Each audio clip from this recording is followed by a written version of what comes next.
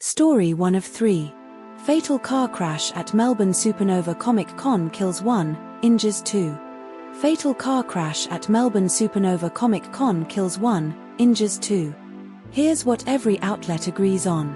A pedestrian died and another was critically injured after a car mounted the curb on Langs Road, Ascot Vale, outside Melbourne Showgrounds on April 18, 2026, around 5 p.m. The driver, Aura Dow, 33, Werribee, was arrested at the scene and charged with dangerous driving causing death and culpable driving while unlicensed, only held a learner permit. The car was a grey-blue Toyota Echo, or sedan, described as a rental vehicle, and travelled 120 metres along the footpath after the collision. 3 men in their 20s were walking together when struck. One died at the scene, another suffered life-threatening lower body injuries, and the third was hospitalised due to trauma. The incident occurred outside the Supanova Comic Con and gaming event, which was held at Melbourne Showgrounds April 18 to 19, 2026. But not all outlets told the same story. The ABC initially reported the victim was a 20-year-old Keysborough man, but later sources, including The Age, did not confirm this specific age or suburb.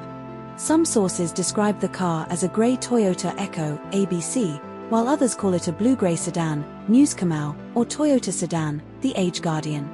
The ABC and Guardian mention the car was a rental vehicle, but this detail is not confirmed in all sources. This story was covered by ABC News, The Guardian, news.com.au, Sydney Morning Herald and The Age. Story 2 of 3. One Nation's declining poll support and political shifts in Australia amid cost of living pressures. One Nation's declining poll support and political shifts in Australia amid cost of living pressures. Here's what every outlet agrees on.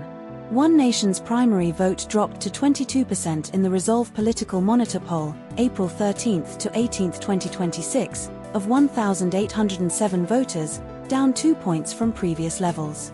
The coalition's primary vote rose to 23% in the Resolve poll, up 1 point from earlier months, but remains down 9 points from the May 2025 election. Labour's primary vote was 32% in the Resolve poll, up from 29% in March, but still below the 34.6% it achieved at the May 2025 election. One Nation's highest recorded primary vote was 27%, recorded twice in February 2026, before a 1-point dip in March and further decline in April. At the May 2025 election, One Nation secured 6.4% of the primary vote, significantly lower than its current poll support. But not all outlets told the same story.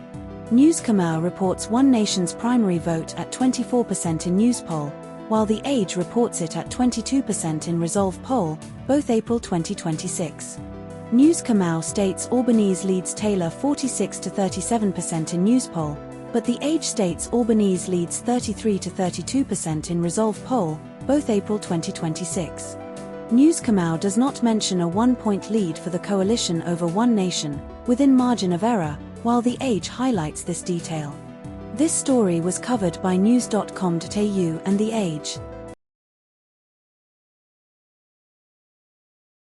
Story 3 of 3. Australia's EV fringe benefit tax disproportionately benefits high earners amid fuel crisis. Australia's EV fringe benefit tax disproportionately benefits high earners amid fuel crisis.